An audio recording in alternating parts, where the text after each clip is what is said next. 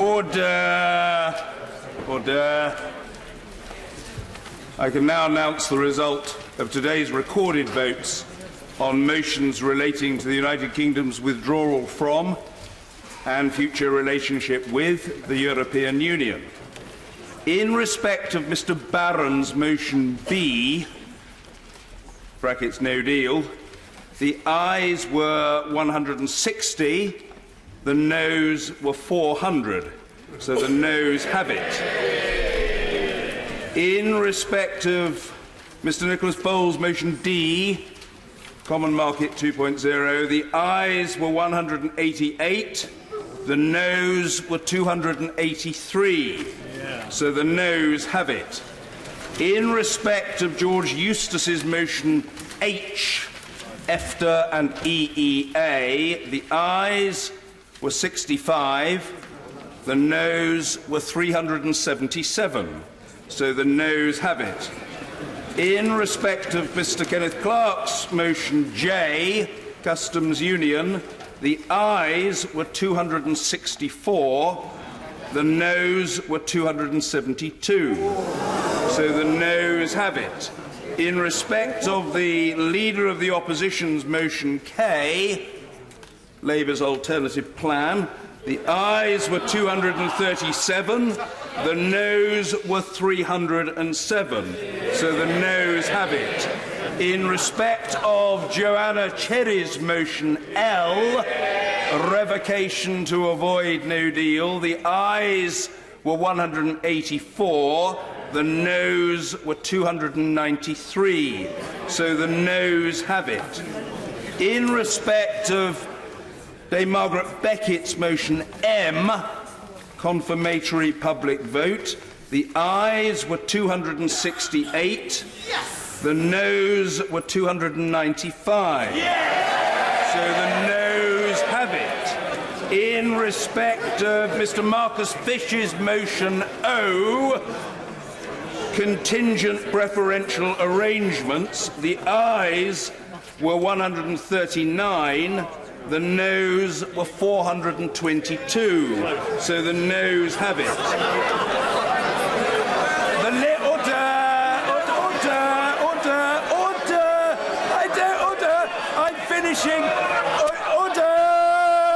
I'm finishing my statement. I don't require any help from the government chief whip. The list showing how honourable, he'll learn, so you should listen, he'll learn. The list showing how honourable and right honourable members voted will be published in the usual way on the Commons Vote app and website and in Hansard. Point of order, Sir Oliver Letwin. Yeah. Thank you, Mr. Speaker. Mr. Speaker, it's very disappointing. It is, of course, a very great disappointment that the House has not chosen to find a majority for any proposition. However, those of us who put this proposal forward as a way of proceeding predicted that we would not this evening reach a majority, and indeed, for that very reason, put forward a business of the House motion designed to allow the House to reconsider these matters on Monday. No, that's ridiculous. No. Ridiculous. No, perhaps colleagues would do the right honourable gentleman the courtesy. Yes, I say to the right honourable gentleman, the member for Derbyshire Dales, I'm not asking him, I'm telling him that the right honourable gentleman will be done the courtesy of being heard. That is the beginning and the end of the matter. Sir Oliver Letwin. Yeah. Thank you, Mr. Speaker. And if on Monday the House is able to reach a majority view, I think that would be in the interests of our constituents and of the country. Waste of time. Ridiculous waste of time. Crazy. But I personally continue to harbour the hope that my honourable and right honourable colleagues will see fit to vote in favour of a government motion between now and close of play on Friday, which would obviate the necessity for a further set of votes on Monday. Thank you. Yes, the Secretary of State for exiting the European Union. Point of order, Mr. Further to the point of order from the member for West Dorset, the House has today considered a wide variety of options as a way forward, and it demonstrates that there are no easy options here. There is no simple way forward. The deal the government has negotiated is a compromise, both with the EU and with members across this House. That is the nature of complex negotiations. The results of the process this House has gone through today strengthens our view that the deal the government has negotiated is the best option.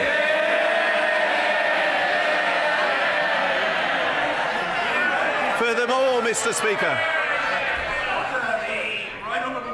Must be heard. The Secretary of State. Furthermore, Mr. Speaker, although this was not a significant feature of today's debate, any deal must include a withdrawal agreement. It is the government's firm wish to get the withdrawal agreement approved by this House, and I urge all members, no matter the view on what the future relationship should be, if you believe in delivering on the referendum result by leaving the EU with a deal, then it's necessary to back the withdrawal agreement. If we do not do that, then there are no guarantees about where this process will end. It is for that reason that I call on all members from across this House, in the national interest, to back the Prime Minister's deal.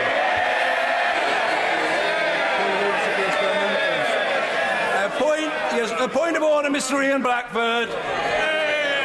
Thank you very much, Mr. Speaker. I mean, this is a very serious moment for all of us, and we have to reflect that this House of Commons has tried to find a way through the Brexit crisis over the last few months, and we have failed. And we need to reflect on the fact that when the government talks about bringing their deal back, that on two occasions the government got 202 and 242 votes. That deal should be dead, and indeed the People's Vote got 268 votes tonight. I know we didn't win, but we got more votes for the People's Vote than the government did for its proposition. Mr. Speaker, I think it is becoming increasingly clear that this House cannot find a way forward. This government, this Prime Minister, has failed to provide leadership. The only thing we should now be doing is going back to the people of the United Kingdom in a general election to end this impasse. I'm grateful to the right honourable gentleman. Point of order, Sir Patrick McLaughlin.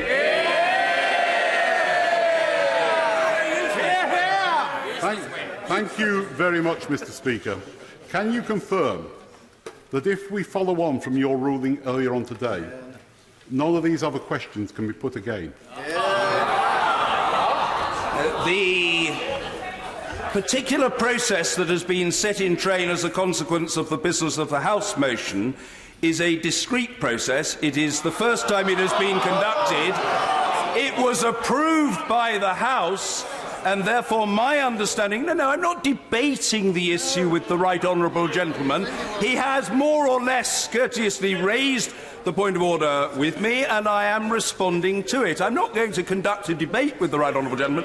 My understanding of the situation does not entirely cohere with his, and I have explained that I think that the motion passed by the House expressed support for a two-stage process, and I will, for the time being, leave it there. And I'm extraordinarily grateful to him. No, as I've just said, I'm not debating it with him. Point of order, Anna Soubry. Point of order, Anna Soubry.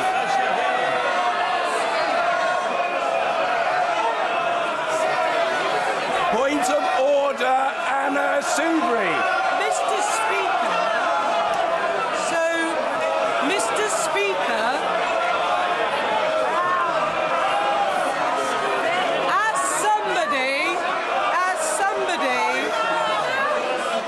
somebody who has been called by the Speaker.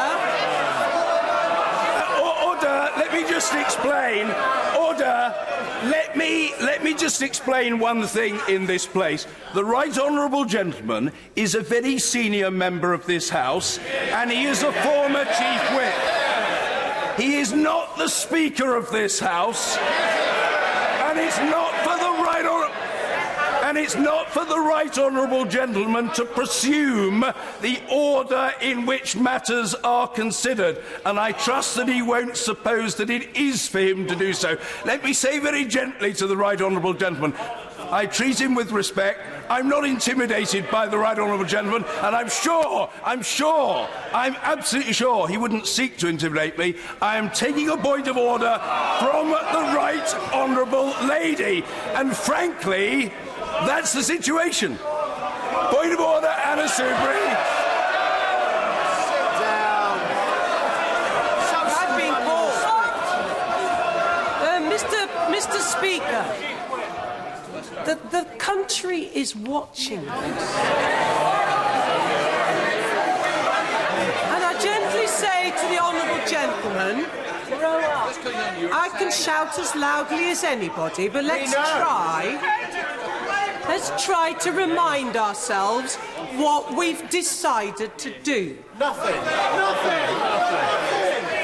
And some of us have been involved in the debates and the discussions about the procedure from the outset. It's very well people coming at the end of all of this. Let us remind ourselves this was a I can patronise as well. This was a two-stage process. So today was our attempt to see if there was anything we could settle on, but to look where the biggest votes may be. The Prime Minister's deal secured 242 votes. The amendment motion J, supporting a customs union, got 264 votes. And beating all of them was the People's Vote with 268. May I suggest, Mr. Speaker...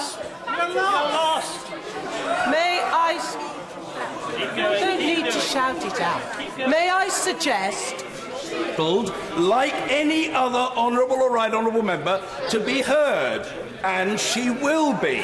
Anna Soubry. Thank you, Mr. Speaker. So may I suggest we now proceed to the agreed procedure that the House adopted, that having settled on those matters where there were the biggest votes, we now go forward to Monday to see if we can find a compromise so that we look to how we are going to give this country the leadership and the certainty it needs and deserves. And finally, Mr. Speaker, well, if honourable members didn't try and shout me down, I might have finished 2 minutes ago.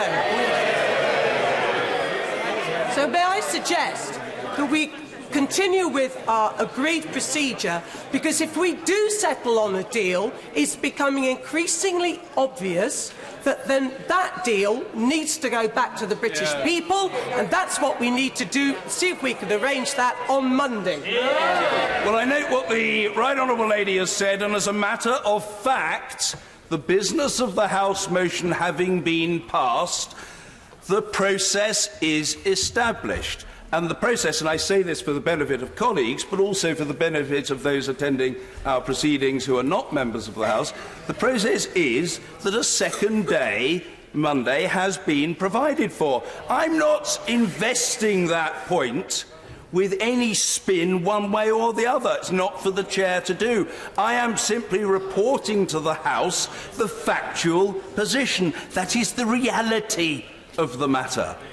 It's no good somebody saying rubbish. That is the reality of the matter, because it is that for which the House of Commons voted.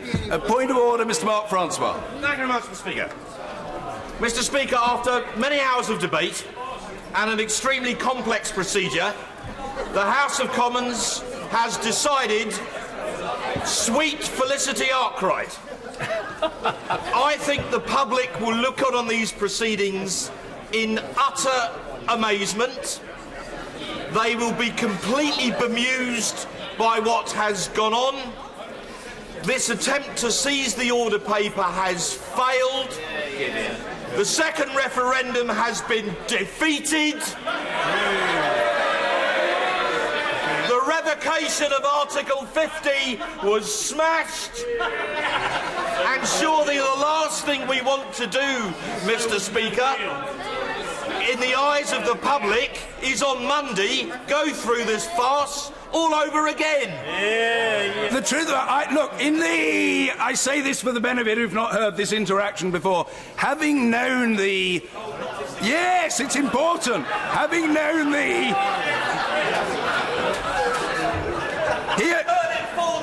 Yes, he has and I have, but others haven't. He and I have known each other, I say it in a very good-natured spirit to the right honourable gentleman. He and I have known each other for 35 and a half years.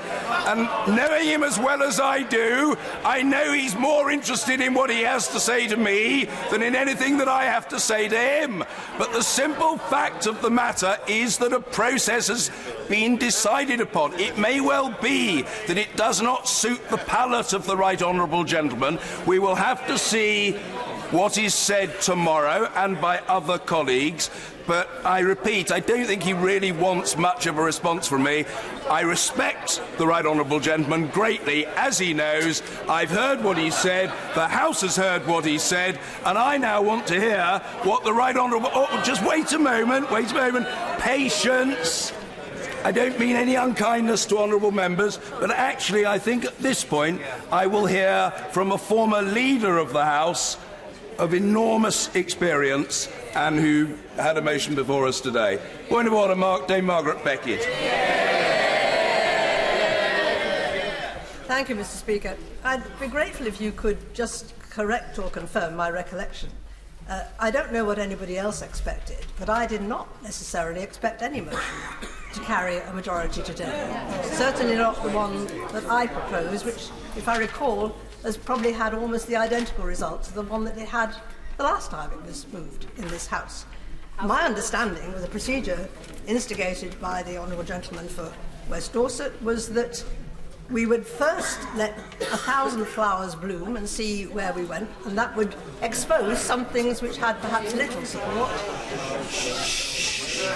and that then we would seek to proceed to see whether ranking things in an order of importance made a difference. And I have to say to the Secretary of State, I thought it was somewhat extraordinary for him to come to the dispatch box and say this proves that the only thing to do is to go ahead with the Prime Minister's motion, if not less votes than many of those that have been before us tonight. Exactly. So perhaps you'll tell me, sir, whether my recollection, which seems to differ from that of some colleagues, is reasonably accurate? Yes. And it is not for the Chair to adjudicate on the merits of the arguments, and I have not sought to do so. What I did seek to do, which I thought it was proper for the Speaker to do, was to facilitate the House by selecting a wide range of motions expressing different points of view and allowing those different, and in some cases contrasting, propositions to be tested. I would just very gently make the observation, again, with a view to the intelligibility of our proceedings to a wider audience, that these matters have been debated over a lengthy period.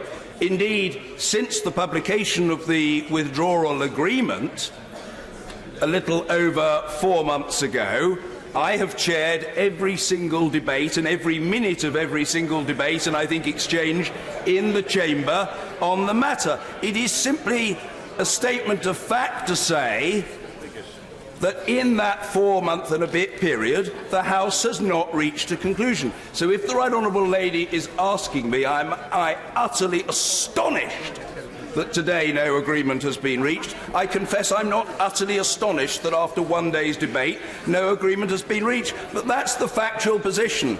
And I know the right honourable gentleman attaches very considerable importance to his next intervention, and I look forward to it with bated breath, beads of sweat upon my brow and eager anticipation, but not before I've heard that from the right honourable gentleman member for New Forest East. Point of order, Dr Julian Lewis. Mr Speaker, is there any way within the rules of order that I can point out to what might be a bemused wider world that people were not having to choose between these different 8 options. They were able to vote for or against each and every one of them, and they voted against all of them. If I were an unofficial backbench Prime Minister, I would resign at this point,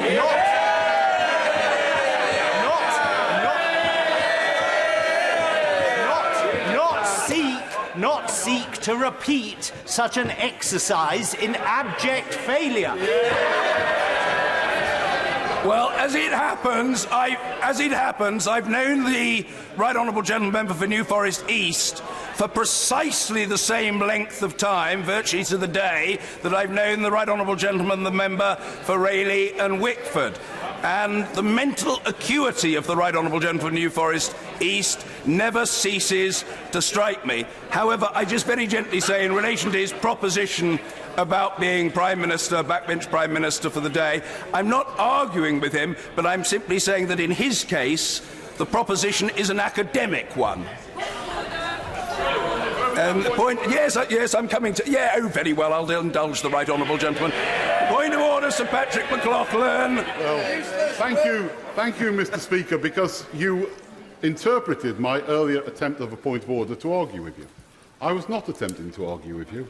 I was seeking to get a point of clarification. Because the clarification is this: I do find that these points of order that we've just had. I do find the most amazing thing is nothing has been said from the opposition front bench. But if we can just leave that to one side for 1 second, can you tell me how your ruling tonight and your response to my earlier point of order coincides with what you said about the government bringing back a meaningful vote?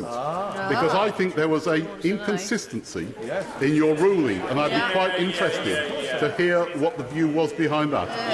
I don't wish to disappoint the Right Honourable Gentleman, but I've made the point once, and I thought I made it clearly, and I think that, yes, I think I made it very clearly, and I think the Right Honourable Gentleman disagrees with it, but my position, the point that I was making, is this: the process for which the House opted was and is a discrete process, the first of its kind. Indeed, the novelty, to some people welcome, to others unwelcome, of the process was the subject of much comment earlier in our proceedings. I believe it is a process, and the House decided earlier that it should be pursued over a 2-day period. In those circumstances, with a specific balloting procedure set in train, I do not think that it falls into the category that the Right Honourable Gentleman has described. And if I may just also add to the Right Honourable Gentleman, I set out the position in respect of the same question in the same session on the 18th of March, and then on the 25th of March, that is to say on Monday of this week, in response to a question on her statement from the Right Honourable Gentleman, the Member for New Forest East, the Prime Minister signalled that she was well aware of the strictures that I had issued, and that if the government attempted to bring back its deal